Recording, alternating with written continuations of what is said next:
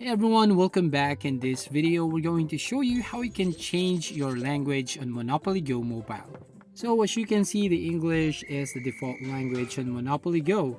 Now, if you want to change the language here, well, basically all you need to do here, just need to tap on the three lines at the top right hand corner of your screen to find the settings. So once you tap on that, basically you'll find the settings here at the bottom. And here you will find the language button, which is English. So we're going to click on that.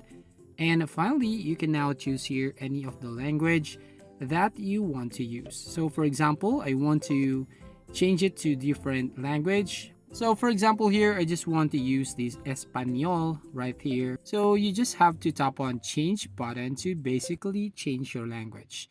Now it will reopen your Monopoly Go app and then you will find that your language has changed into Espanol.